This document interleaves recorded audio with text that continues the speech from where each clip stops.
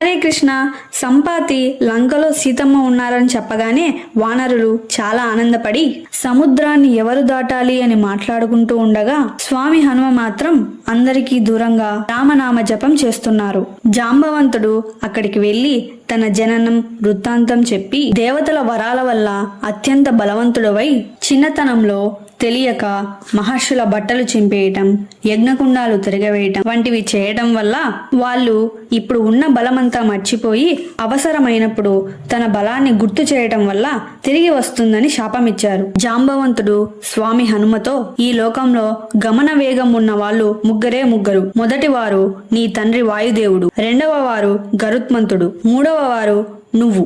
కాబట్టి ఓ హనుమ, నువ్వు సుగ్రీవుడే కాదు రామలక్ష్మణులతో కూడా బలం మరియు తేజస్సులో సమానమైన వాడివి. అంత బుద్ధి బలం ఉండి కూడా రామకార్యాన్ని ఆలోచించకుండా చేతకాని వాడిలా కూర్చుంటావా? నీ బలాన్ని గుర్తు తెచ్చుకొని పైకి లేచి ఈ సముద్రాన్ని లంఘించు అన్నారు. వెంటనే శాప విమోచనం అయ్యింది. నెక్స్ట్ పార్ట్ కోసం సబ్స్క్రైబ్ చేయండి.